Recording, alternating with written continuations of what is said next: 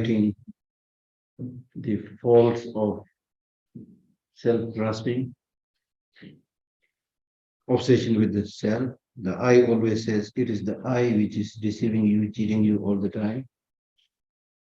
This I says the I, there is hardly anything that the I doesn't need. I need this, I need that. Even if you become the owner of the whole world, then you want to move to another planet, which you are already doing, right? Which are already doing, capture another planet. I don't know what they're going to do there. When you don't know how to live harmoniously on this beautiful earth, this earth is said to be the most beautiful of all the planets. So we don't know how to live harmoniously here. We plan to conquer other planets and pollute them and destroy them. This is human craziness, I need this, I need this. There's nothing you don't need. You need profit, you need victory, and not only you need, but you need more. I need more, more. The more, the better,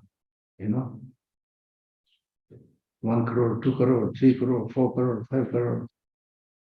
How many mouths you have? Only one. How many stomach you have? Only one. Why you need so much? Because of the greed. As Mahatma Gandhi said, there is enough for everybody's need, not enough for everybody's greed. It is the greed that is destroying everything today. Unchecked greed. Okay?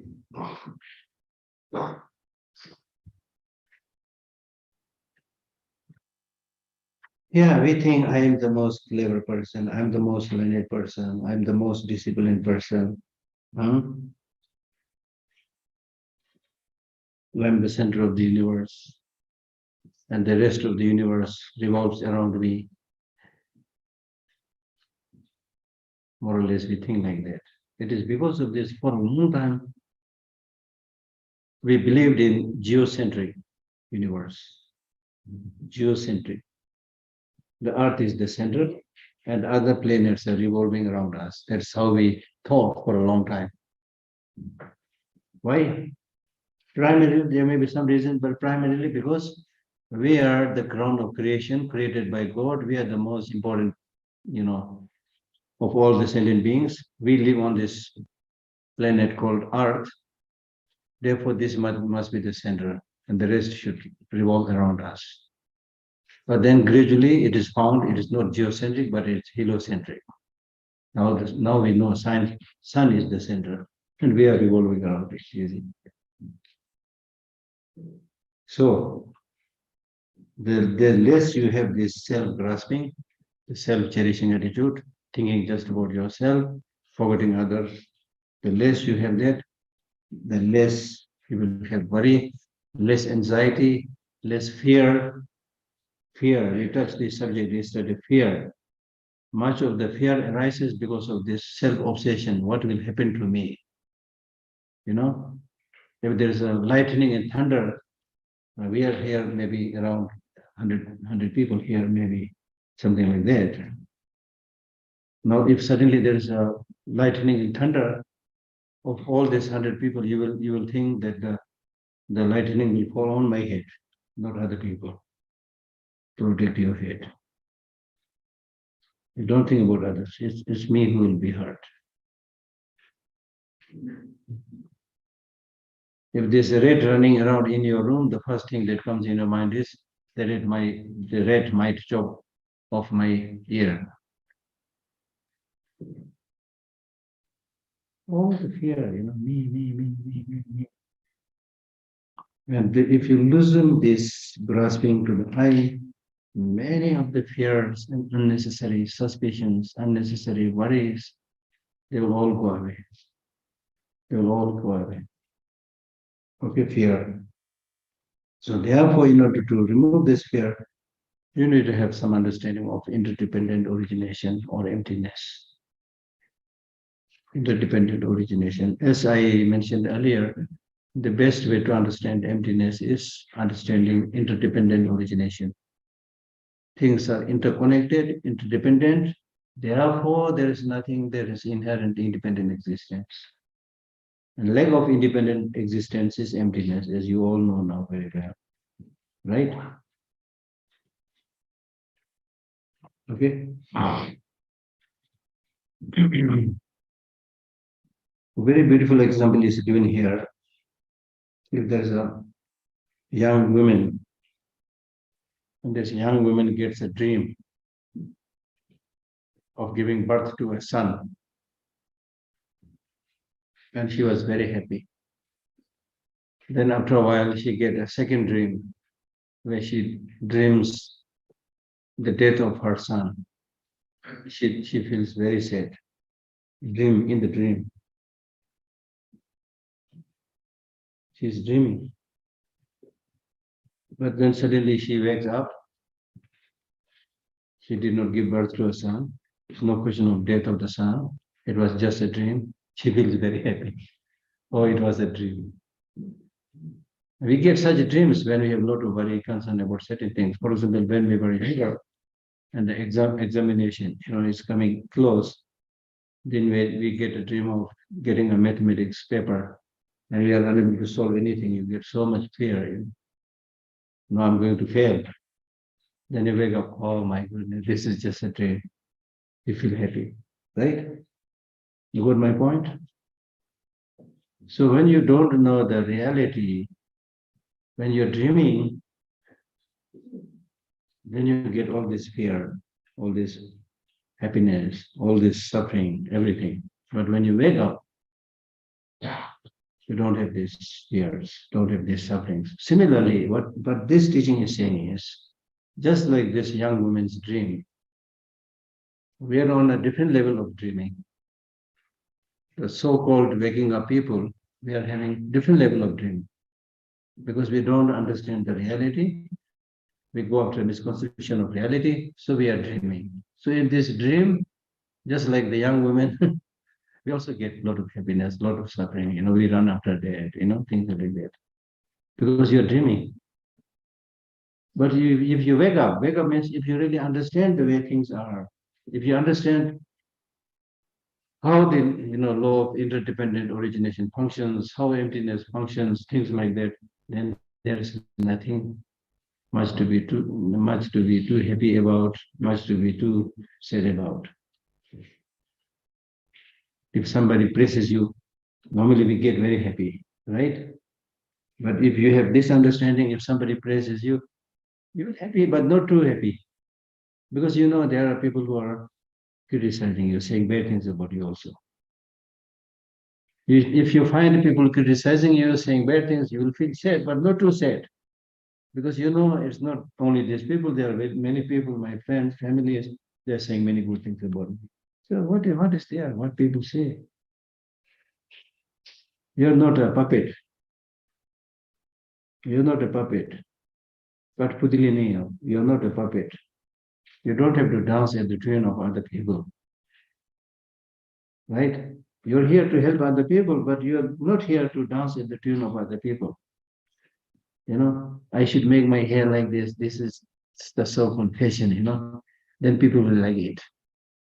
I should wear my clothes like this because this is the fashion, the people will like it. So anything that you do, you see whether people will like it or not. People will say good things about you or not.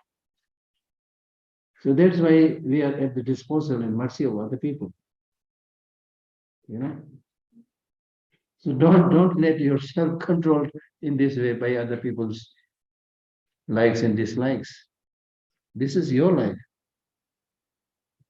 You are the boss. Your mind is your boss, not other people. So you should make decisions in such a way that you follow the right path. You have a clear understanding and vision of the way things are, the reality. It doesn't matter, not many people are coming this way. Because normally, good people, their number may be less.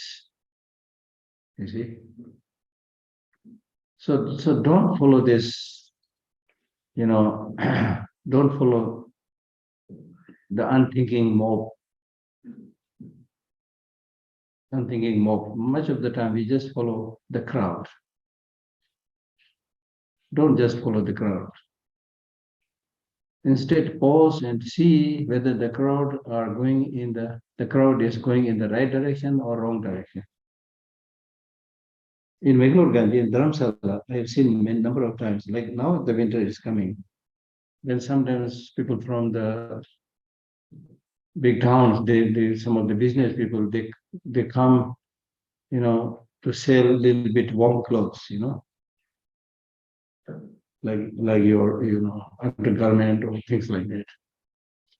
And then somebody buys one and says, "Oh, very nice. It's only 300 rupees or 200 rupees." Then everybody will rush. They hardly think whether they really need it or not.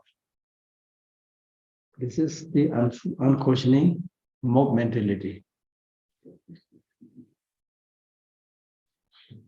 Isn't this true? So it is important that you think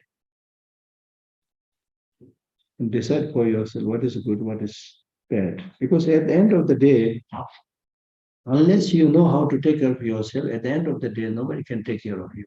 Believe me.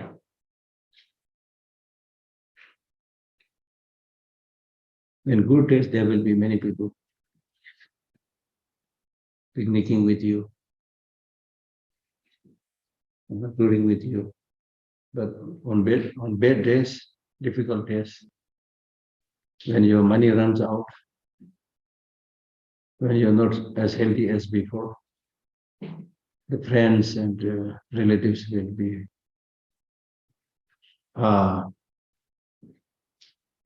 not many will be near you. When your purse is jingling with money, there will be many friends. But when it is not there, there will be very few. You have to accept that, you see. Sometimes we think, I'm indispensable. See, so many people listening to me, I'm very important. I'm indispensable. Believe me, they'll forget me after 4 days. They'll forget me. So don't worry about that. That is nature, you see. And why you want other people to remember you? There are many other things to do. Right. So you need to live your life in such a way that you're able to look after yourself in every situation, in every ups and downs of your life. That's why we talk about self-compassion. Take care of yourself. Take very good care of yourself. Normally, when we meet people and then we separate, then we say, bye, take care. No, this is not Buddha's teaching. This is what we do in our daily life. Bye, take care. Nobody says, bye, I will take care of you. Buddha's teaching is there already. If you pay a little bit more attention, it's already there. This is a great teaching because it's saying, bye, take care. Because now we are separating, you take care. I don't know where you are going, what you are doing. Be careful, This is Buddha's teaching. Bye, take care. Therefore, the Buddha exactly said, self is the protector of the self. No one else can be the protector. Self is the enemy of the self. No one else can be the enemy. Because much of the happiness that you get has to come through your efforts, through your practice, through your mind training. Much of the bad, unfortunate thing that you experience are also primarily, there may be others who contributed, but it is primarily your reaction to what other people say. You see, if I look at this pillar, there, and I say, you nasty pillar, who said you should be who said you should stand here in this nice, beautiful temple? You don't look nice. I don't like you. Get out of my sight. The pillar will not make any reaction. It doesn't hurt this pillar. Right? So many a times we need to act like the pillar. Act like a piece of wood. When people say bad things, so what? When people say good things, so what? As I already mentioned, you see. Shantideva describes this very beautifully in his text, Remain like a piece of wood, and at that time don't react, don't say anything bad.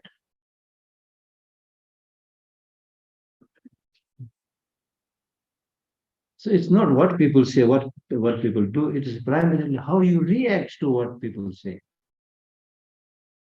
If you don't react negatively, you will not suffer.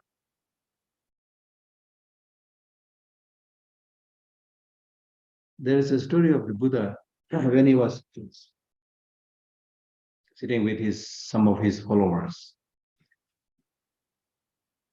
A gentleman came, a stranger came from nowhere. The stranger came, went straight to the Buddha and spat on his face.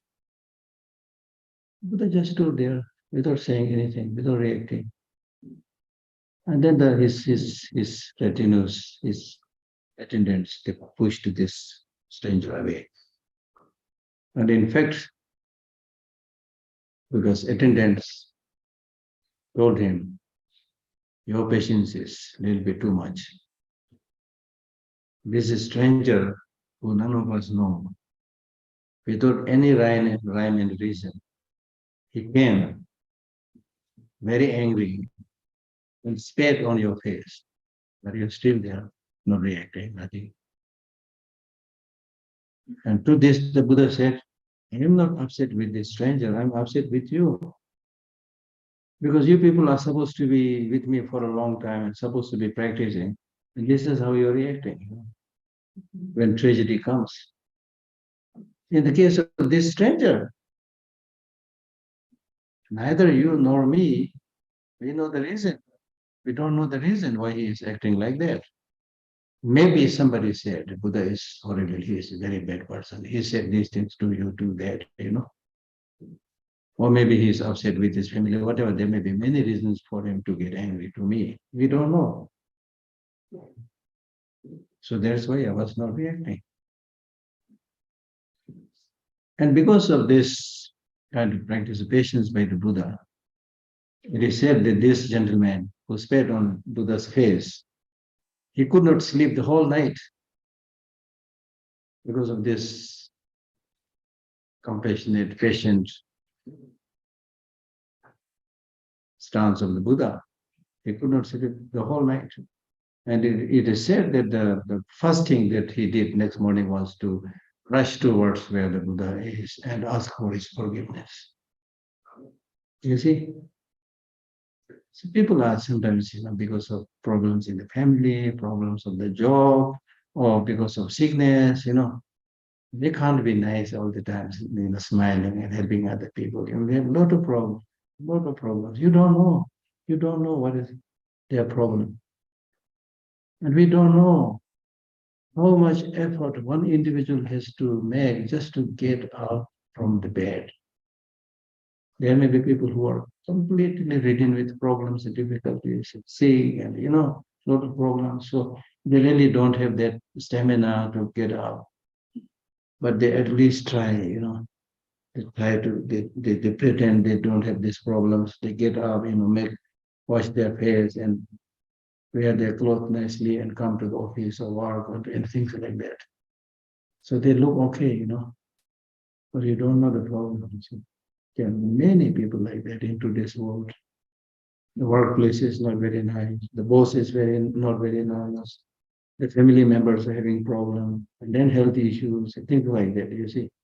So then I'm not talking about the deeper levels of suffering, which is negative emotion and continued action, which we all have, which we are all influenced by that. So that is, of course, a big thing. We have to gradually understand the deeper level of suffering. This is for suffering. But even at a superficial glance, this is the story of everybody's life. And because of this multifarious problems, people are really looking for somebody to smile, to be nice. And it's not difficult for you to be nice, to smile. Just this morning, one of my library staff, he came to him and said, Geshe, for a number of days, I was really not, you know, not feeling well. But I've been trying my best to come to office, things like that. Now if I try to tolerate this more, I might get very, very sick. So please give me leave for 4 or 5 days to do a proper physical checkup. That's what I'm saying. You don't know. He looked okay. See? So when you think like that, and then on a deeper level, as you know, Aryadeva, it is very famous text, 400 verses. 400 verses of this text, which has 400 verses, one of my favorite texts. The Shantideva Charavatar, Aryadeva's 400 verses. These are some of my favorite texts. Then some of the words of Atisha, things like that. So there he says, when people behave negatively, don't get surprised because they're sick. Sick means sick of negative emotions. You see? So understand that. And as much as possible. We'll not be successful on the very first day. We can never be perfect in one go, but as much as possible. Don't just keep on counting your miseries and faults, but imagine other people's problems and difficulties and try to smile. Just by smiling, just by talking to somebody, it can change other person's life. I have a number of stories like that based on my own personal experience. I'll tell you this one story. There was a black woman a long time ago when I was working in His Holiness's office. Then the office, when there are people coming to the office asking philosophical, religious questions, then I'm the only monk who is working in the office and speaks a little bit of English. So they always dumb me down, saying, go and see that person, go and see that person. Then I pretend I have the answers, So I go down. Hindi mein bolte hai na, bali ka bakla. So I become the victim and I go down. So with this, I get opportunity to meet so many people. It's in my faith. I am constantly exposed to meeting many people. After leaving His Holiness office, also in the library, also again I'm meeting many people. So it's your karma. It's your fate. So I went down to see this lady with a very small little child. So she kept on telling me her story. So I listened. She kept on telling.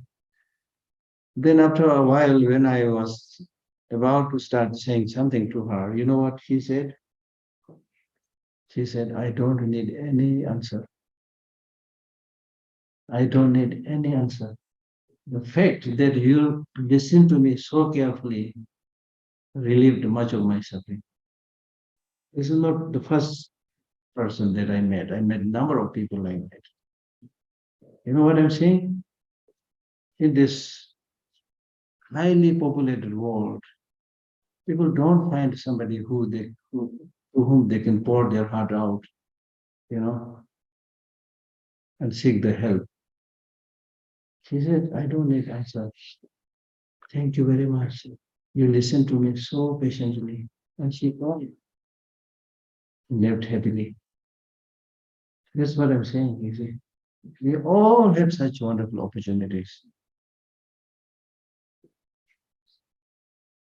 to lighten the burden of other people. If we develop some understanding about other people's state. Okay. So therefore, what we were discussing here was what we are experiencing here in this world, ups and downs, sufferings, happiness, meeting and separation. So many things are happening, right? At a sudden glance, the life and the world looks colorful, right? then there's fighting, violence, and sex, That's what you see in the movie. Whether it's an American movie, Western movie, Indian movie, the two most important theme in that movie is sex and violence. Am I right? Mostly, I'm saying. If these two are there, then the movie is so nice. Yeah. It's basically a depiction of your life. In your life also, if there is, sex and there is violence, then life looks colorful. But if you become a monk who can't have sex and hopefully can't engage in violence, hopefully I'm saying in both the cases, okay? Nobody can stop you at the end of the day.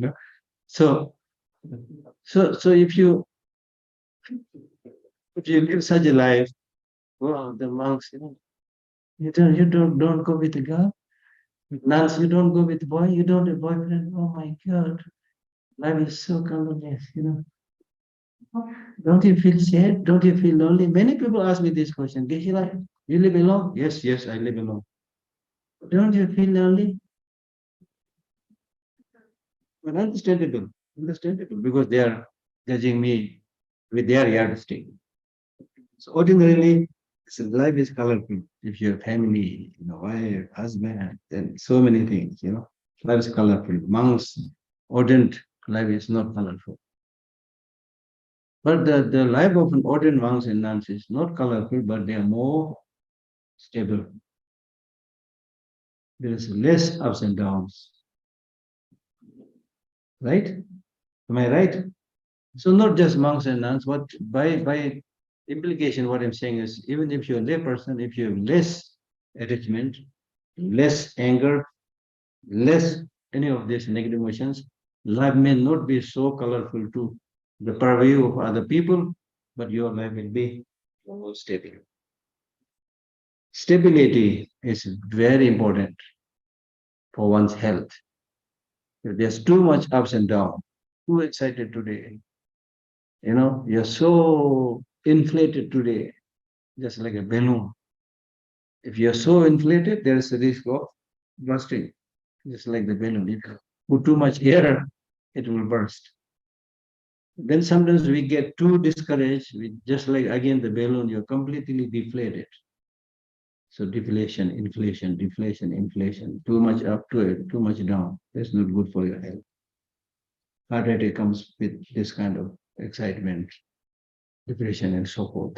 So therefore, of course, we cannot be, not only you, but monks and nuns, I think not so much exception. We are all same. We all have to struggle against these negative emotions.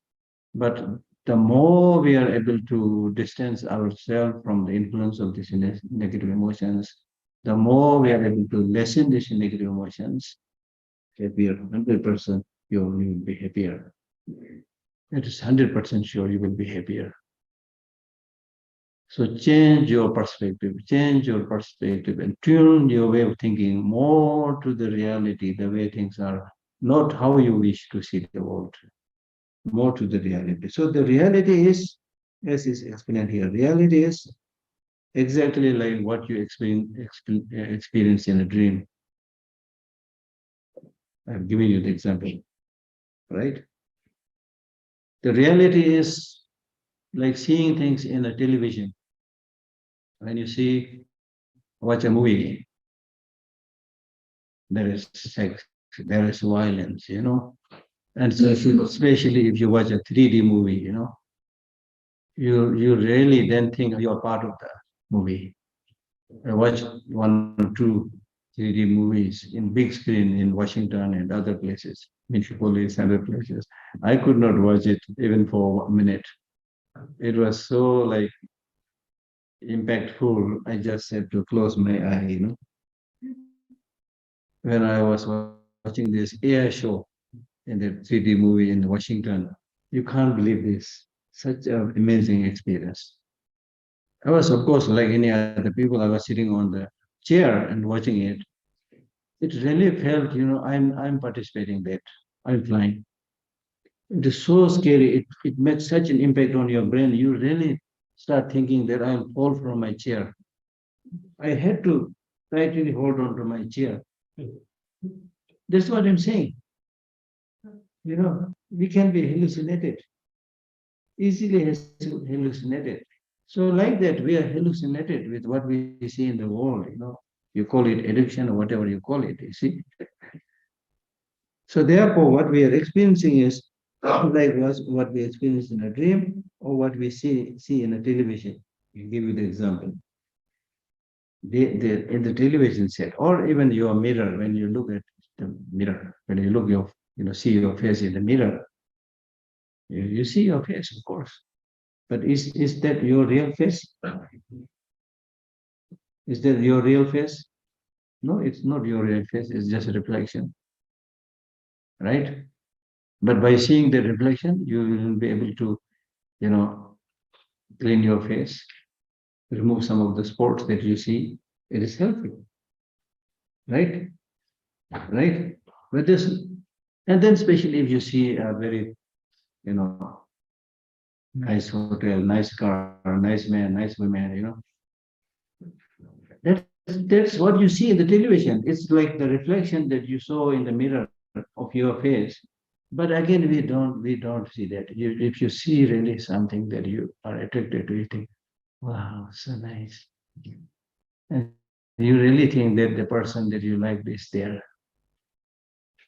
You get carried away and then develop attachment, hatred, and things like that. Right? Yeah.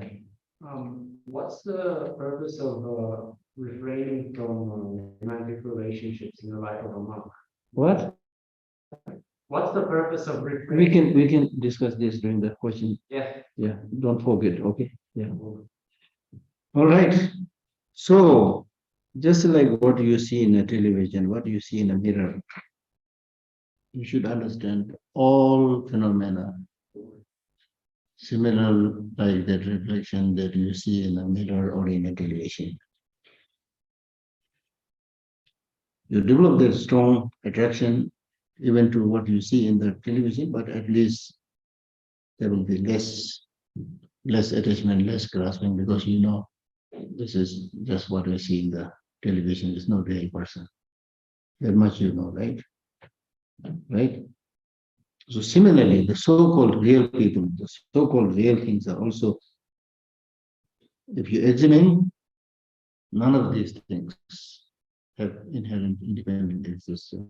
You cannot pinpoint your finger and say, this is the person I love, this is the thing that I like. You won't find anything. We discussed about this earlier, right? So with that, it will definitely help you reduce your anger, hatred. Like for example, okay, we'll read later on. It will come later on. Okay? So it is basically this nature of emptiness in which everything arises. So this emptiness is really like the mirror, like the television screen, where there is a possibility to appear many things. But just as you see these things that either in television or in a mirror, they are just reflection. They don't have real existence, physical existence. Similarly, all phenomena do not have inherent independent existence. They simply arise because of coming together of many causes and conditions. Therefore, if you are unable to see that, but instead you see that as something independently existing, independently beautiful, independently nice, and then they develop grasping, then all other negative emotions like anger, attachment, hatred will arise. Similarly, it's not only the object outside, it's similarly the subjective person is also devoid of inherent independent existence. One of the best example is not what we see in the television or mirror, but also mirror, as I said. No, sorry, the rainbow. The rainbow really looks beautiful with the 5, 6 colors. But if you approach and try to catch the rainbow, you won't. The closer you go, the more closer you go, the more that beautiful so-called rainbow will disappear. Similarly, the closer you scrutinize, analyze that phenomena, it will disappear. It will disappear. Right? So therefore the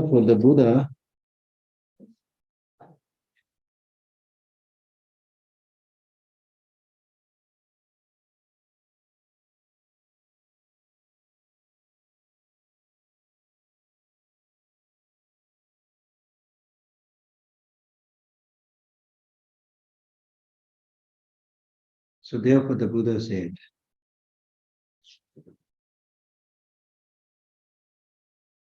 appearance, which means form, physical form. Appearance is like a ball of form. Form here means FOAM, form. Feeling is like a water bubble. Perception is like a mirage. Conceptual fabrication is like a plantain tree. And consciousness or cognizance is like a magical display. The so-called five aggregates, physical body of form and feeling and so forth. Then this is explained beautifully by saying, no, how, why, how, in what sense physical form is like a form? It says, imagine that imagine that a large ball of form were to float out of Ganges River. I mean, you see that not only Ganges River, but anywhere you see the big forms floating on the Ganges River. And that a person with good vision should look at it, reflect on it, and carefully examine it, looked at in such a manner, it would appear as empty. The form is empty. It would appear as empty, hollow, and insubstantial. Because for what substance could be there in a ball of form? In the same way, whatever appearance means whatever physical things that appear, whatever appearance there may be, whether in the past, present or future, internal, external, subtle or massive, inconsequential or exalted, close at hand or in the distance, you should look at it. You should look at it, reflect on it, and carefully examine it. Looked at in such a manner, it will appear as empty, hollow, and insubstantial. For what substance could there be in an appearance? It's like the form. Just as you would not develop attachment to a form, or at least less attachment. So similarly, I'm not going to read everything. Similarly, imagine that in autumn, when massive rain is falling, a water bubble appears on the surface of a puddle and then dissolves. A person with good vision would look at it, reflect on it, and carefully examine it. Looked at that in that manner, it would appear as empty, hollow, and insubstantial. For what substance could there be in the water bubble?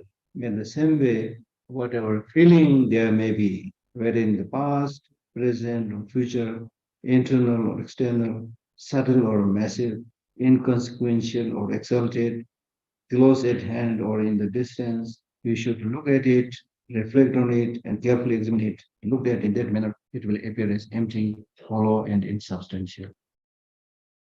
For what substance could there be in a feeling? So likewise, all the five aggregates are like that. If you don't examine carefully, it appears they are all there, but when you look carefully, inconsequential, insubstantial.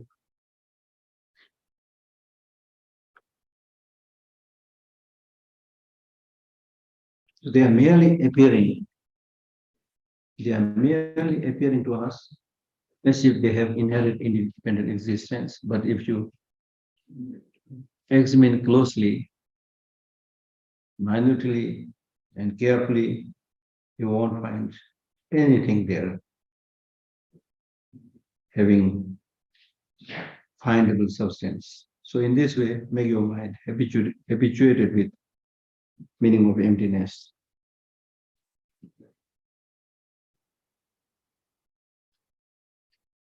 On a conventional level, when you categorize, there are many things. There are men, women, house, tree, lights, it's like so many things are there. But when you examine, they are devoid of any entity.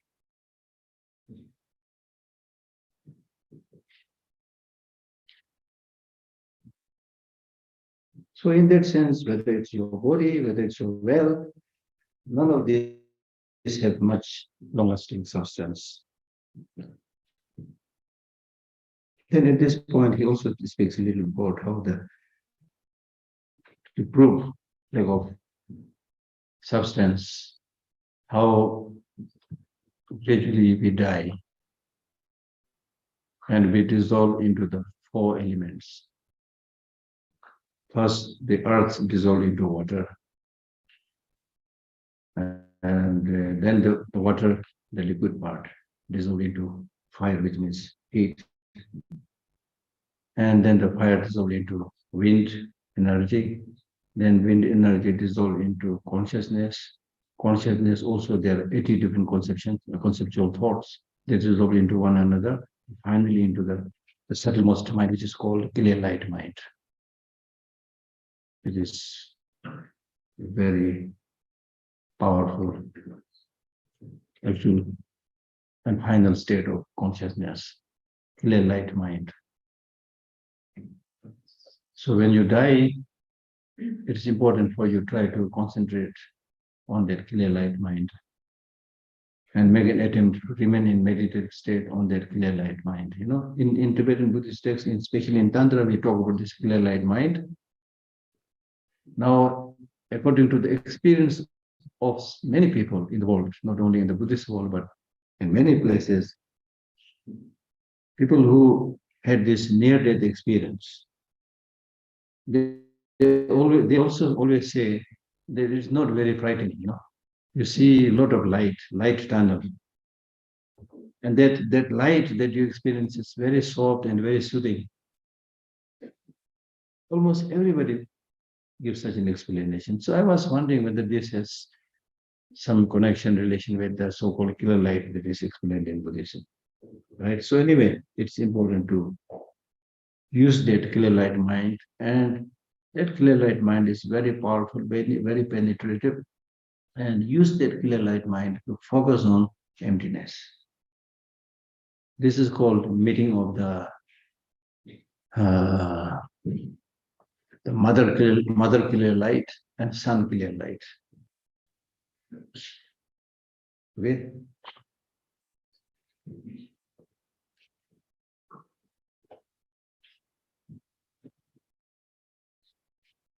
So it's important to look at our present state, how we are entrapped in this cycle of existence, how we are kind of without any control, get stuck in the cycle of existence, just like the rings of bucket in the well, which I spoke earlier.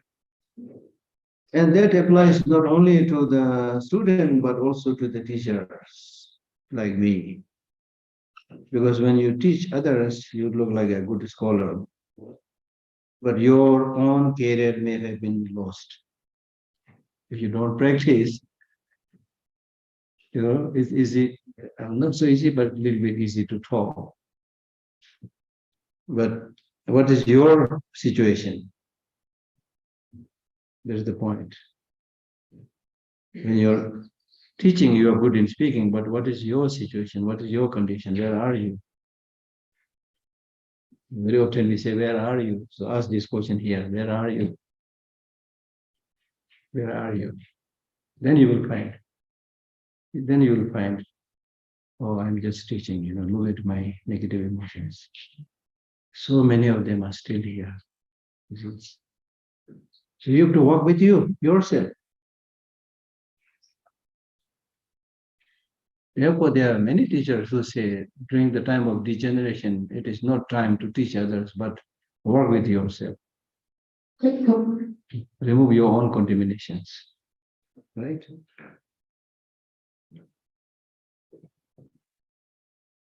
So therefore, in my own case, I've given so many talks, so many teachings, so many, but they are all requested by other people. I never give, until very recently, I never give any talk teaching by myself. They're all requested by other people. And many of the requests also I have turned down. I'm just sharing, it's not important, just I'm sharing. Because at one point in the Tibet, because the library is situated with the Central Tibetan Administration, the Tibetan government has a, a very nice TV or media channel. So they requested me to once in a week or so give Dharma teaching publicly. I said, no, His Holiness is here. There are so many great teachers here. Invite them. I mean, I'm not saying invite His Holiness, but invite many great teachers are there. Invite them. It doesn't look good for me to just come on the screen and there's a lot of things to say better than those teachers. It's very shameful. So do that. I never accepted it. But at the same time, I said, if you want me give some short talks to some young people, short training, things like that, I will do. So the point I'm making is, so far, except one, all the teachings that I give are at the request of people. But now, unfortunately, many people are not only foreigners, but many young Tibetans, elderly Tibetans, because of this online, many people have looks like listen to my talks and teachings. Now many people say, Ishila, your talk was good, so thank you. I meet so many people like that. Then I said, if it is useful, then okay. Because for many years I give my teachings, then I forget, I never ask anybody to record it, to preserve it, things like that. Now many people are saying it's beneficial. Then I said, okay, if it is beneficial, then it is not doing any damage or harm, then it's okay.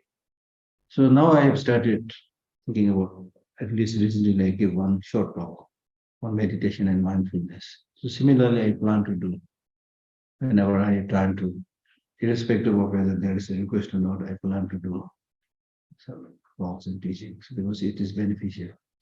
There's a Tibetan saying that if it is good for the wound, even if it is a fate coming from the dog, it's okay to use it. And then there's also other teaching where it says you don't give teaching if you're not requested. It is in Vinaya, monastic discipline. But then at the same time, it says if you really know there are many people who are getting benefit, even if you're not requested, you can teach. Like that. So what I'm saying is, giving teaching to others is not easy, but not so difficult. But investigating state of one's own mind, where you are, what is the state of your negative emotions, what is the state of your practices, that is the most difficult. So we need to all focus on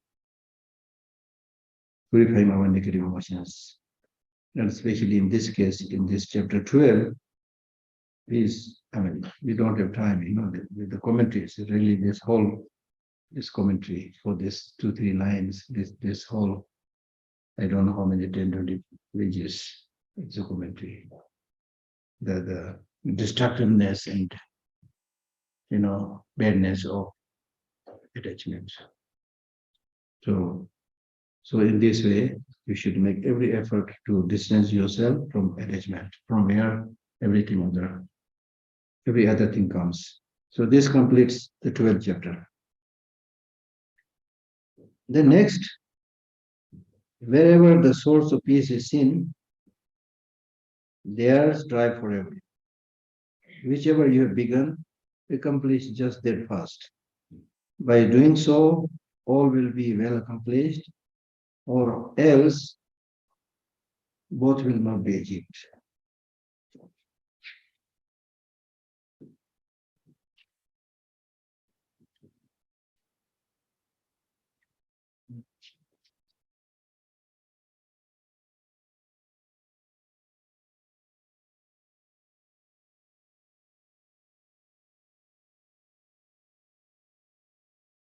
So this chapter is actually a chapter where Gautama requested Atisha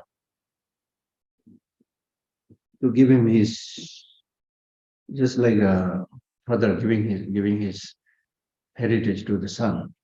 So he's requesting Atisha, please share me my heritage. Okay.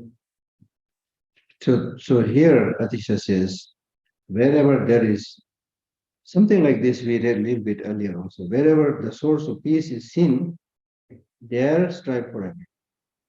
If you find a place where you can see that this is the place, this is the person, which is the source of peace, then there strive for it. Then continue to make effort there. Just like Domdoma himself. He heard the fame of Atisha, and then he went straight to Atisha and spent so many years with him. Continuously stayed there because he found that he is the source of peace and happiness. Number two, whichever you have begun, accomplish just that fast. We discussed this a little bit yesterday. Sometimes we have this habit of, especially in today's world, in the name of multitasking. You touch everything, you're not good in anything. You have jack of all, master of none. A little bit here, a little bit here, a little bit here. We call it, this is the way of a blind yak, eating grass.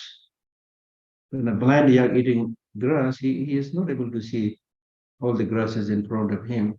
So he'll just eat a little bit here, take a tuft of grass from here, take a tuft of grass from here, like that, It's not very systematic, right? So we should not be like that. Not only in Buddhist practice, but in whatever you're doing, be good in one thing. That will also give you a job by which you can earn money also. People will say, she is very good, he is very good in that. So don't become just jack of all. Of course, you have right to learn a little bit about everything, but at least you should have one where you are accomplished. Because by doing so, you will achieve many things. If you start a little bit and then leave it, incomplete, then start another project, leave it incomplete, it's very, very annoying, very disturbing. I know this myself. Because so many people ask, do this, do that, Then if you start so many things and leave them incomplete, you have really nothing to show. That's actually happening in my case. Because I have to do the administration, I have to go around, give little bit talks and teachings, and there are other things that I can do. For example, many people said, Geshe, can you write a book? I can, but I have no time. You see?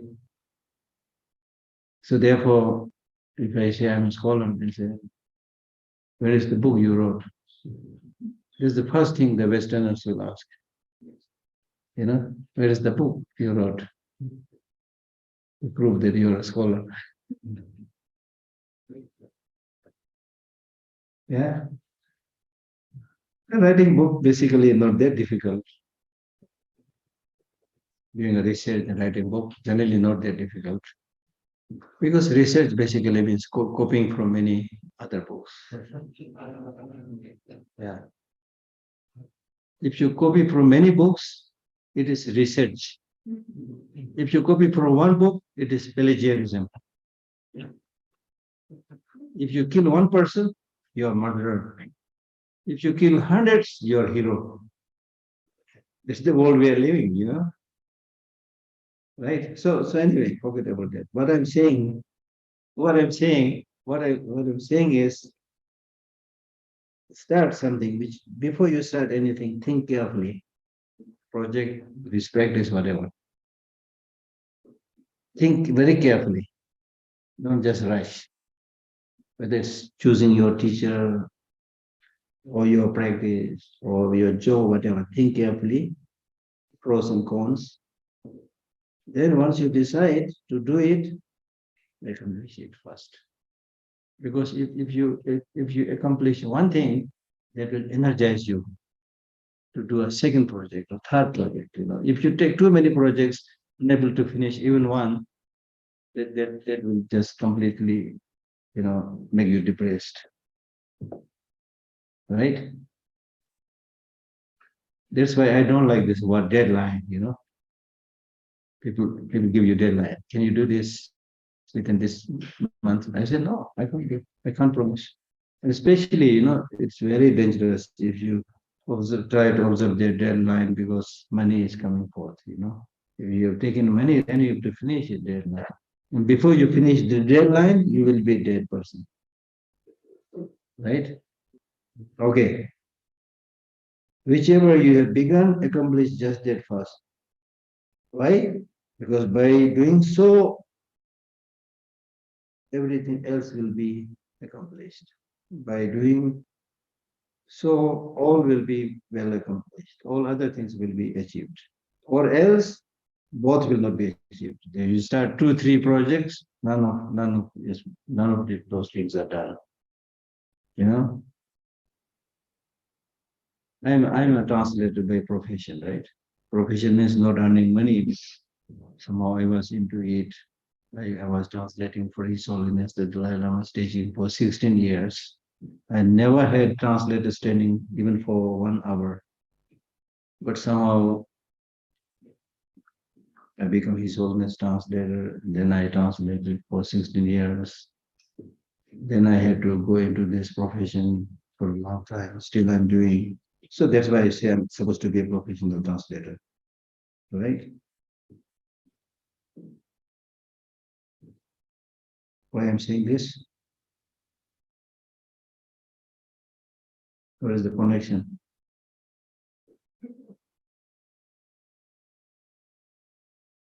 One project.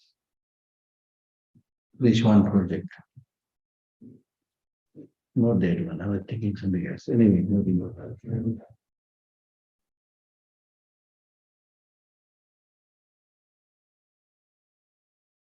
Hmm? After one, Yeah, something like that. the rest will take care of itself. Huh? The rest will take care of itself. Yeah, something like that. So what I was really trying to say is, you have to do. That's what I'm saying. You have to do. I never had training, but I did my job. Still, I'm, of course, far from perfect anything. But I'm not able to do. For example, I'm right now reading Tibetan text, and on the spot I can do this translation. So that much is there, you see. So that is through your own hard work. It's very important to do that. By doing so, all will be well accomplished. So that means if you are good in one thing, many other things will be accomplished. If you're not good in one thing, you won't achieve anything. Because they're all interrelated, interconnected. Okay. This is pretty easy, and this chapter is.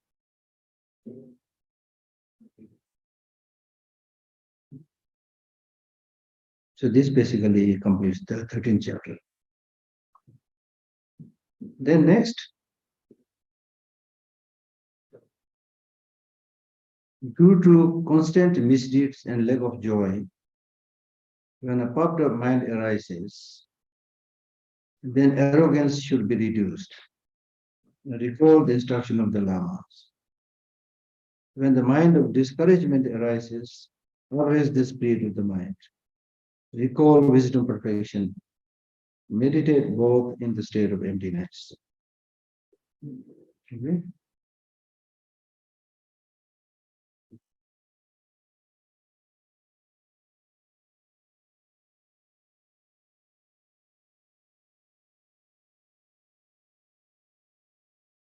Due to constant misdeeds and lack of joy.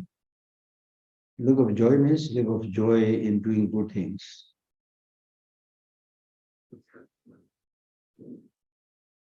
Because of this, you might develop arrogance. When a puffed up mind arises, then that arrogance should be reduced. This we already discussed earlier, a little bit earlier. When we were discussing pride and arrogance, we discussed this a little bit. You should always be humble, receptive, never be arrogant. You can become arrogant due to learning, due to, wealth, due to name and fame. You can become arrogant and proud. When we talk about pride, there are basically 7 types of pride. One is ordinary pride, which means comparing to others who are equal to me, I am much better. When you compare yourself to those who are equal to you, then you say, among these people, I'm much better. That is arrogance. Then there is another arrogance which is called arrogance or pride. Sorry. So the first is called pride of selfhood. Second is called pride of being superior. Pride of being superior means that I'm much better than these people. Then there is third, which is called pride of pride, or pride greater than pride.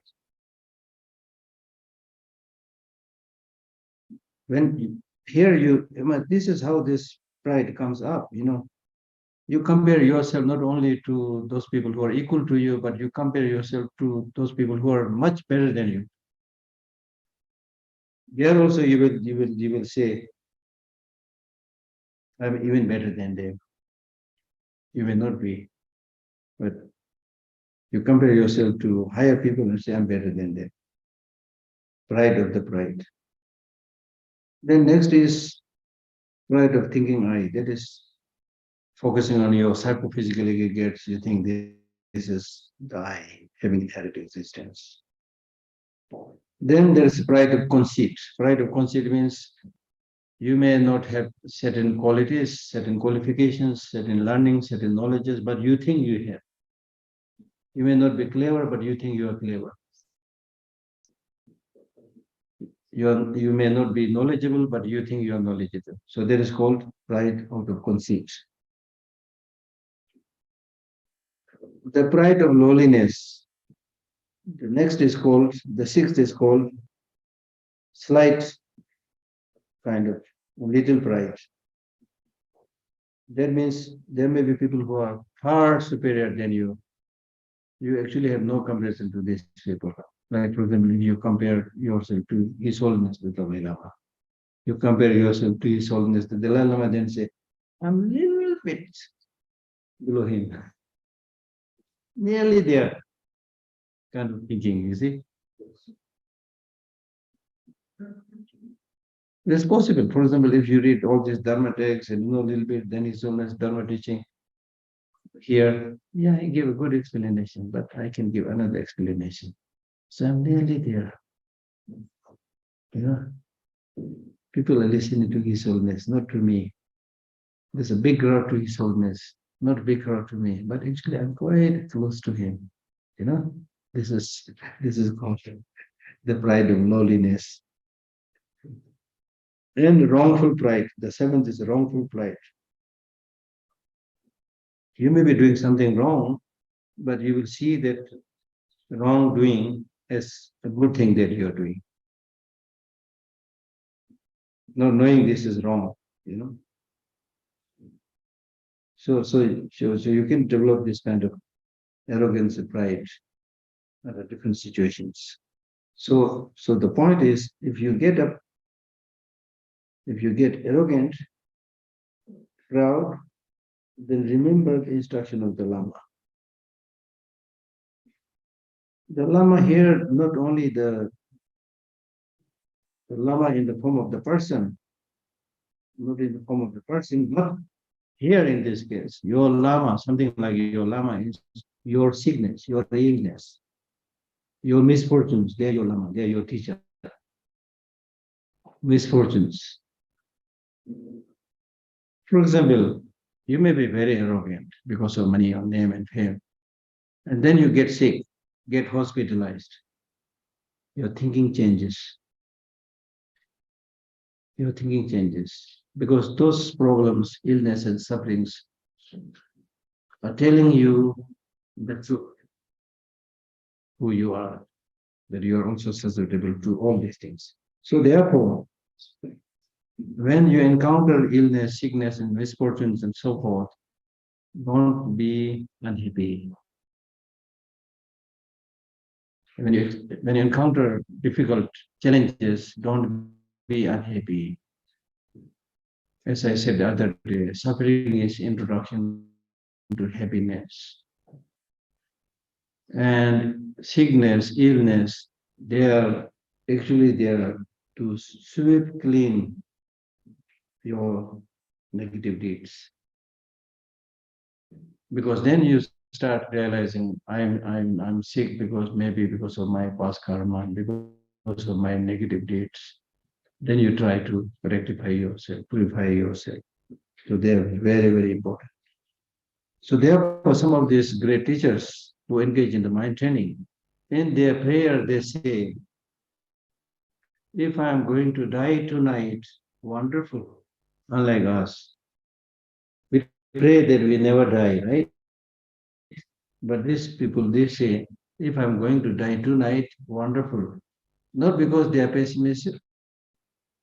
They say this because if I'm going to die tonight, it's wonderful because I'm not going to live long, creating miseries and problems on others, accumulating negative deeds. So it's wonderful if I'm going to die tonight. Wonderful. But if I'm not going to die tonight, but instead I'm going to live a long, long life, healthy life, wonderful. Then I'll do all the good things. You see, so this is the attitude, whatever is there, wonderful.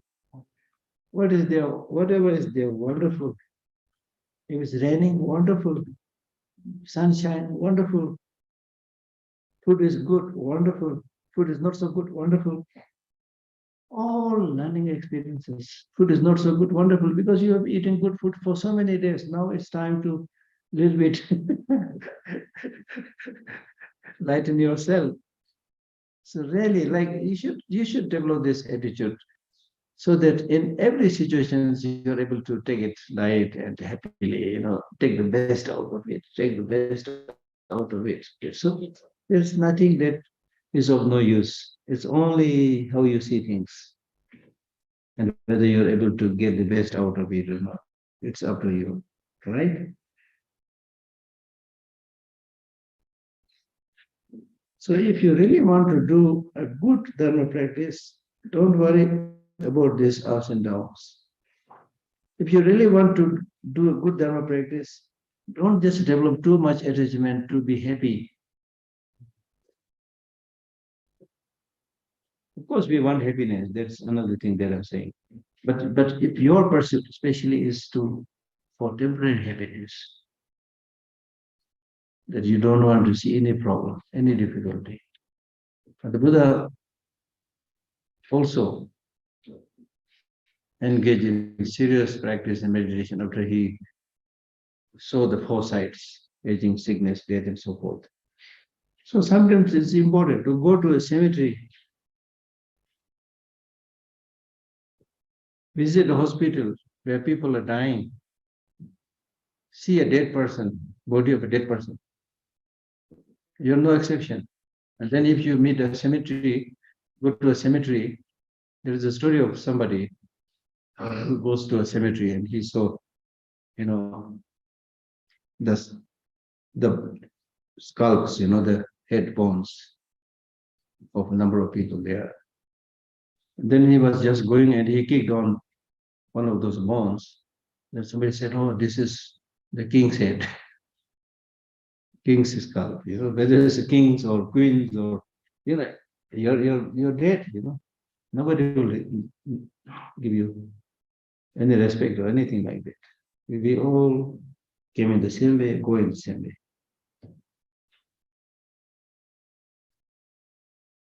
And because we aspire only to have, temporary pleasure and happiness in an unrealistic way. Therefore, when the real problem comes, we don't know how to encounter it, how to deal with it. And I saw this very clearly during the pandemic. Very clearly during the pandemic, because during the pandemic, when there is a lockdown and people are asked to confine within their rooms, Believe me, there are so many people, especially in more so-called developed countries. People really don't know how to live alone because they're so used with socializing, eating dinner outside, lunch outside, partying and things like that. They always been expecting this pleasure and happiness from outside. But when you're asked to live alone, you don't know how to live it yourself. So therefore, ancient, Tibetan masters, they say the problem of the world is we don't know how to live alone and also don't know how to live with others. You should be good in one of these two things, right? You don't know how to live with others means when you live with others, you don't know how to have patience, how to love, how to have compassion, how to maintain harmony. Now, if you're unable to do that, live alone. When you're asked to live alone, your mind is empty, you've never pulled these inner resources out, you don't know how to live. And number of people, I'm not exaggerating, a number of people committed suicide because they're feeling so lonely, so unhappy when they're asked to live alone. And if you're a little bit, used living alone, like me, I'm not a great practitioner. I'm not saying I'm a great practitioner, but I'm used to living alone. So pandemic was actually for me the best time. And as I told you, people ask me, Geshe, you live alone? I said, yes. Don't you feel unhappy when you live alone? I said, no, I have no time to feel unhappy. So loneliness is not the physical loneliness, it's the mental loneliness. Loneliness is not equal to solitude. People who intentionally, with the proper, plans, arrangements, and wish to do this practice, they go up into the mountains, physically stay alone. Physically, as I'm saying, physically alone, but mentally they are thinking about well-being of all sentient beings. So they never suffer from loneliness. But those of us who live in a big population, say in a place like New Delhi, they have now, I think, over 20 million people. 20 million, I'm saying. So there is this miserable fellow who are living with a population of 20 million people, but suffering from loneliness. Can you imagine?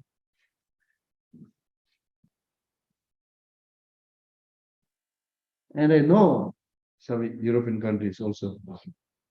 I know there are people who are actually neighbors, never saw each other,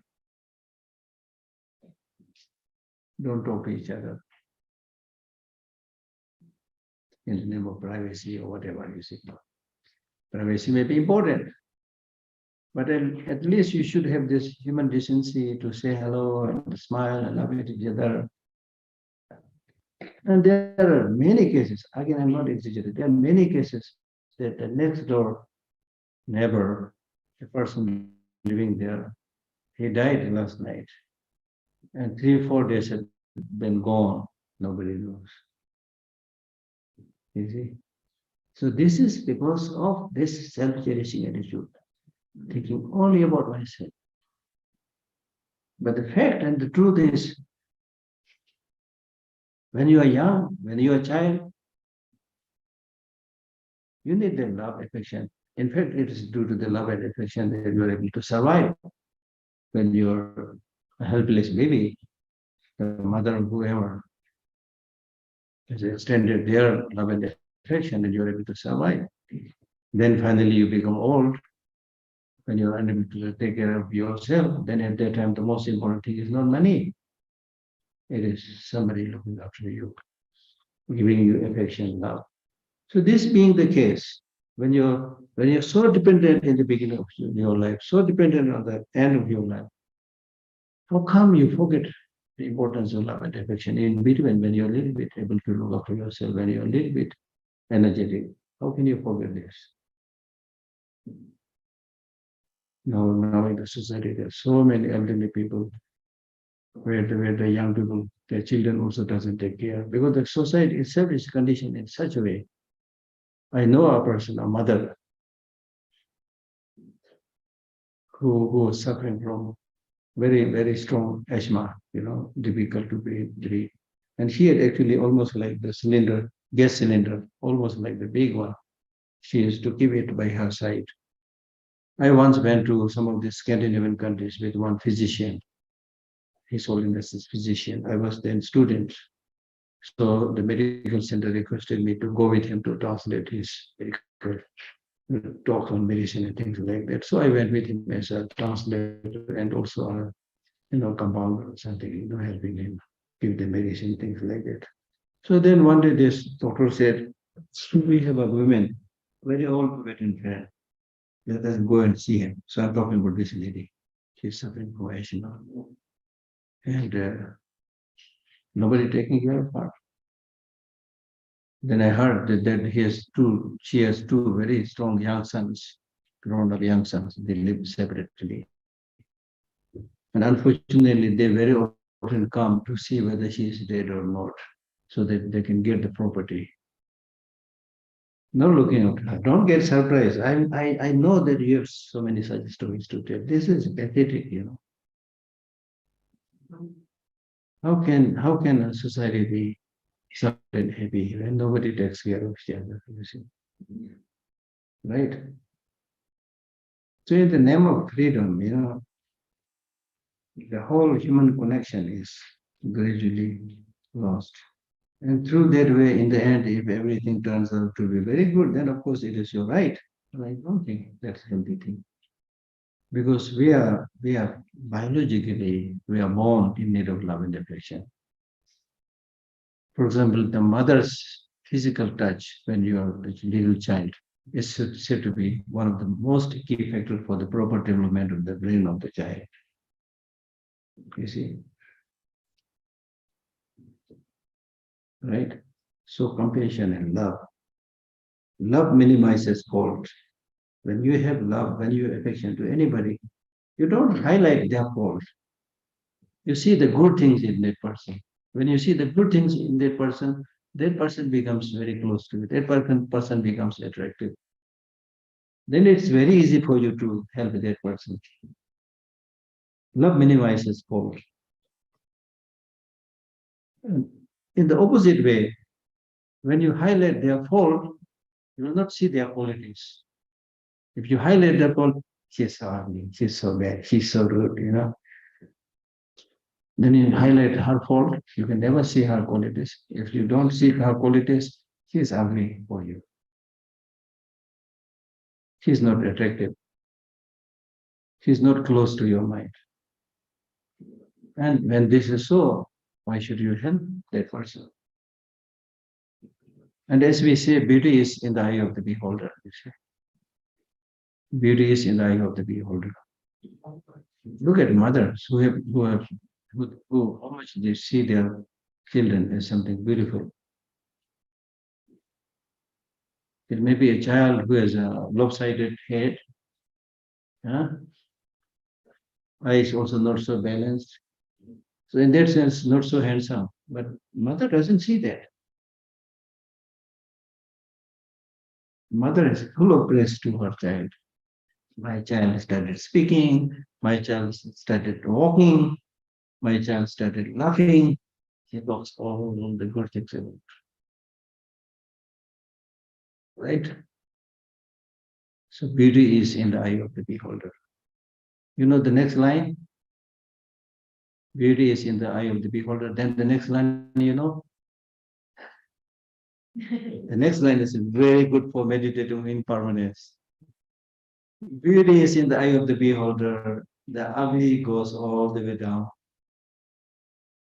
The ugly goes all the way down. That means beauty is in the eye of the beholder. Beautiful, basically, it is the skin, nice look, face. Then if you take out the skin, the 7 layers of skin, then go inside the flesh, the bones, the blood, the ugly goes all the way down. It's very, very good for meditation, you see. Right? So,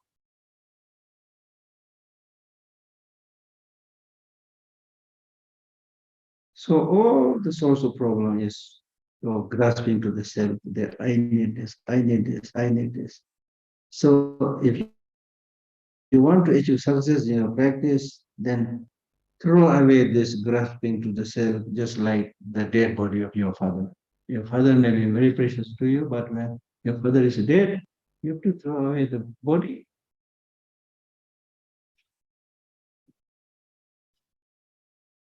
So therefore, some of this great practitioners, they say, may all the problems befall on me. May all the problems befall on me.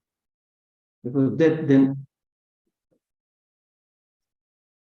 provokes you to do the practice. And likewise,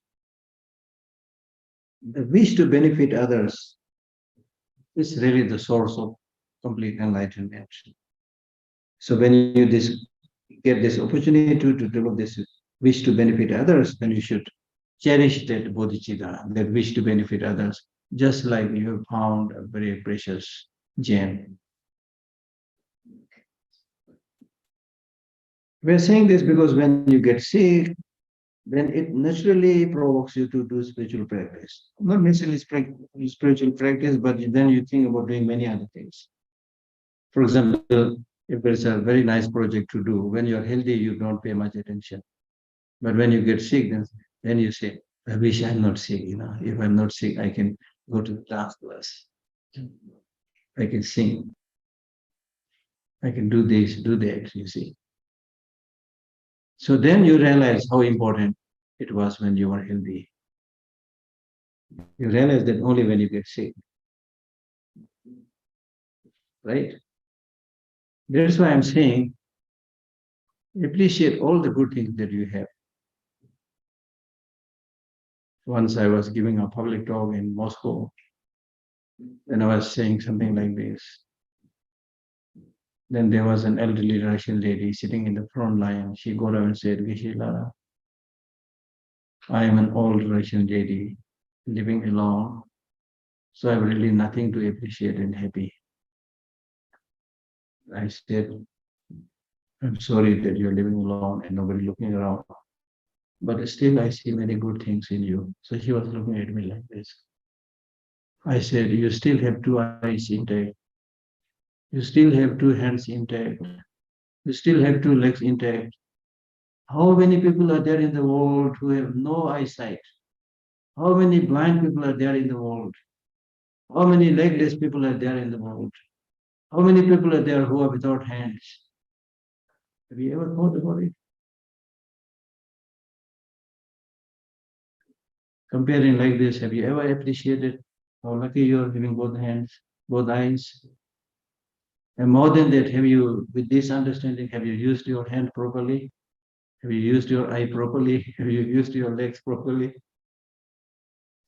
So many things to be happy about. This body, as I briefly mentioned earlier, this body that we have is really, if you think carefully, it's fragile, impermanent. But if you take it proper care, it has amazing quality. That's why we call this precious human life, especially with this human intelligence. Not only human intelligence, the hand, the leg, so many good things are there. So we should use these facilities. Use your hand to give things to others. Use your mouth to smile at others. Use your eye to look with love and affection to others. Right? Use your leg to go to good places where you can develop virtuous practices. Right?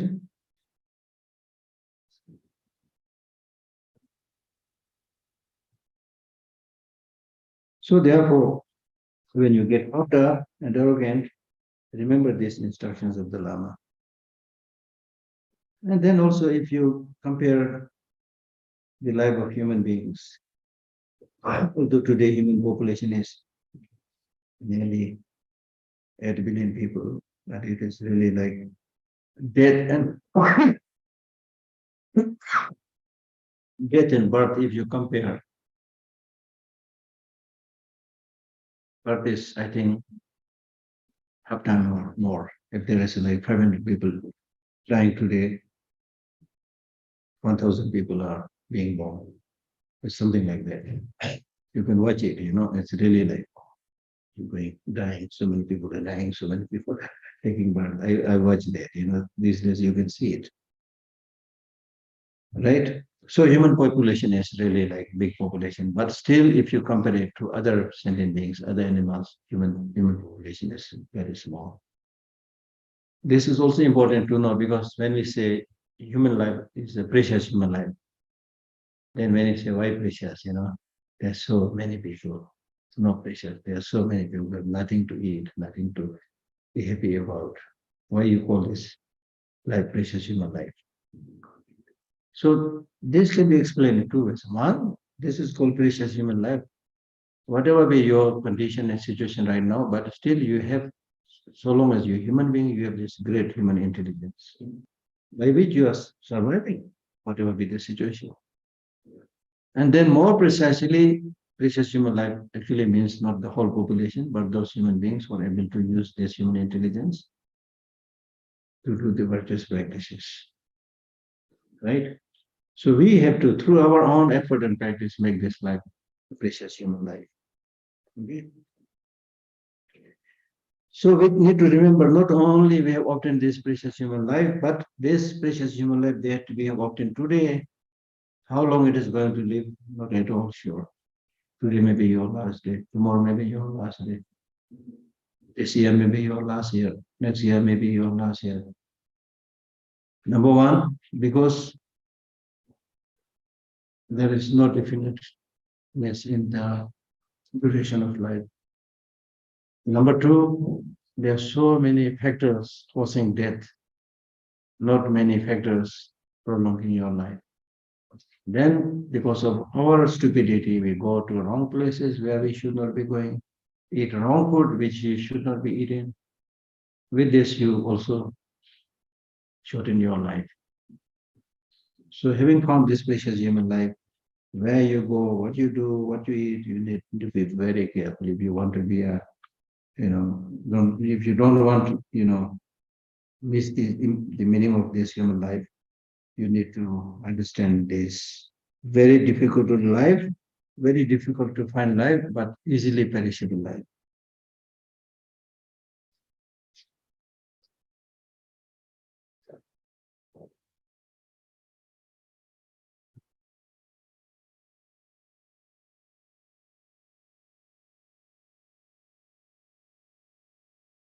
So here you need to do practices like the four immeasurable qualities, four immeasurable practices, immeasurable compassion, immeasurable love, immeasurable joy, immeasurable equanimity.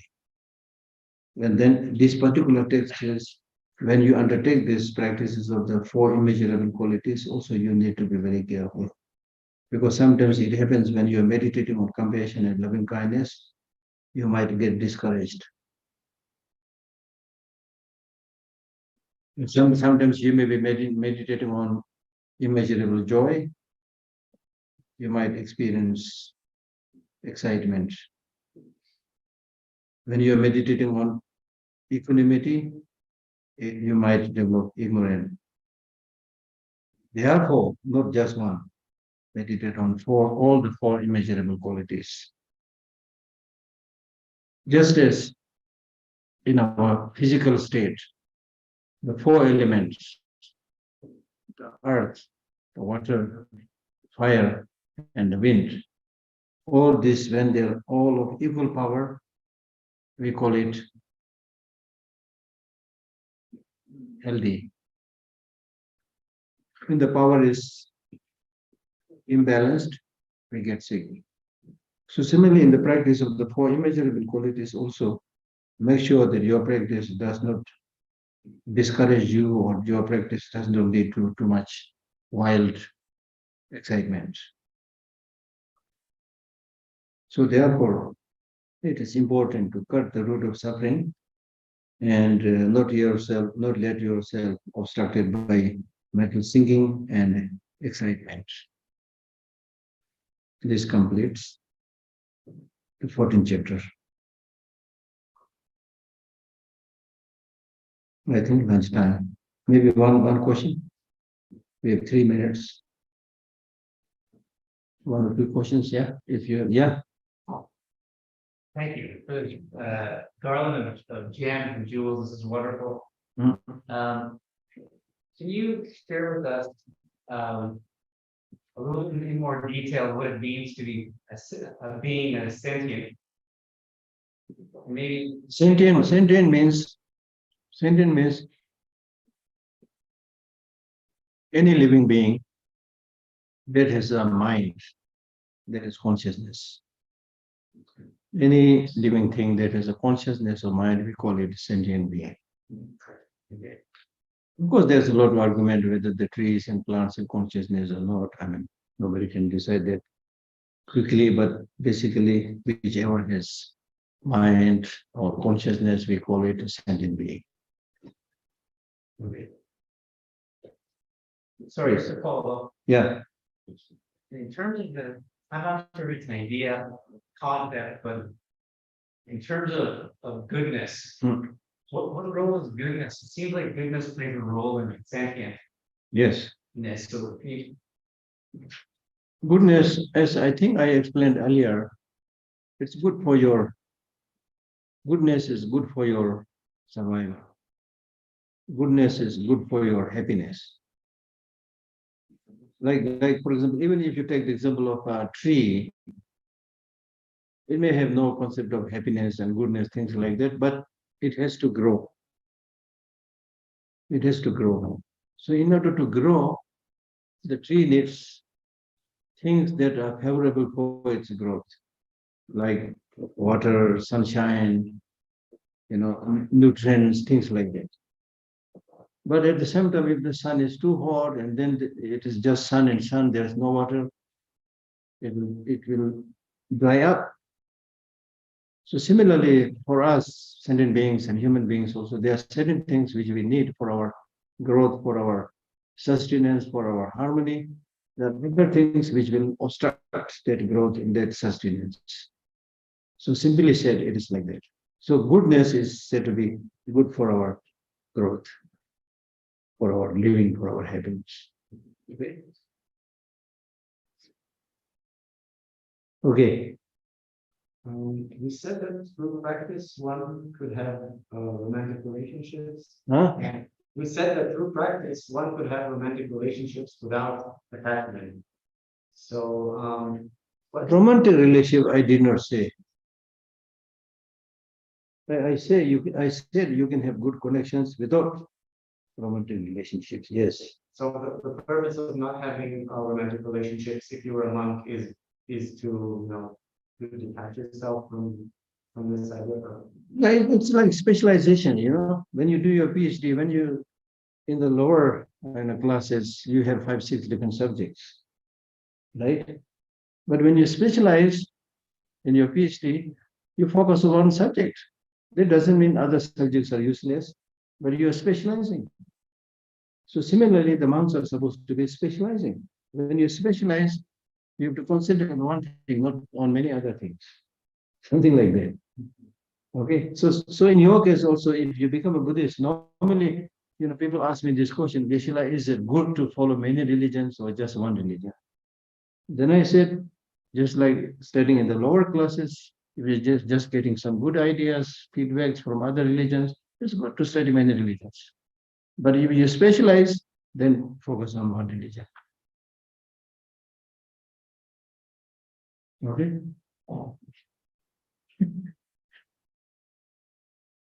Yes. This is about population growth and consciousness. Yeah. Do all the additional, do you see consciousness as being like an emotion of consciousness that beings that conditions bring onto the beings, or is it a finite number of consciousness? No, I need to be very clever in answering this. So I would say like this, these days, for example, many Tibetans are migrating to America, some European countries, many Tibetans. Likewise, I think from other countries also. So whichever country has more education facilities, right? More scope for jobs, people tend to migrate to that place. And naturally, the population of that country will increase, and population of other countries will decrease. So probably something like that. When in this human society now we have more facilities. You see, so because of this, sentient beings who are floating all around the universe, looking for a birth, they might get more like convenient, suitable facilities here. So we see more growth. Probably, I don't know, something like that. Okay, but we don't believe in Buddhism. We don't say universal consciousness. Even if you use the word universal consciousness, we are not talking about one single big consciousness which is looming large over all consciousness. It's not like that. Some other philosophies believe like that,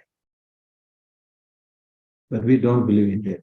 If we say in general there is a consciousness, we are not talking about, as I said, one big consciousness looming large over all consciousness, but we say in general there is a consciousness, because in general my consciousness, they are your consciousness, they are, because of that, those individual consciousnesses, we say in general there is a consciousness. So not individual consciousness, then big consciousness looming large over everybody, not like. Yeah. But Geshe Lhakdor, is all consciousness interrelated or interdependent somehow?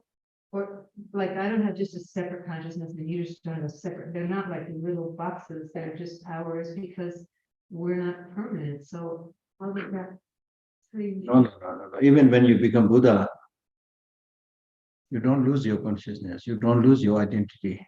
You maintain your individual identity, be it your physical body, be it your mind. Okay, so as I already mentioned, there's not one consciousness where we all merge into, no. Just as you are maintaining your physical identity right now, you have separate mind right now. Similarly, the process goes on. That they remain separate, there's no. They remain separate, they remain separate. Then your mind, when you get completely enlightened, your mind will also become omniscient, like the omniscient mind of other Buddhas. So in that sense, same, but not merging into each other. Okay. Okay, yeah, last question, yeah. On analytical meditation, No. asking these questions and observing our ego, then observe the ego and resolve it, or are we asking to observe the sensations of the consciousness? Like, how does it work? No, I'm not so sure. I got the question. But the analytical meditation is analyze things, everything. Analyze the nature of the person, analyze the nature of impermanence, analyze the nature of the Buddha. When you analyze in this way, then you will be able to know what exactly is impermanence, what exactly is Buddha. That's the purpose. Okay. Okay, I think lunch.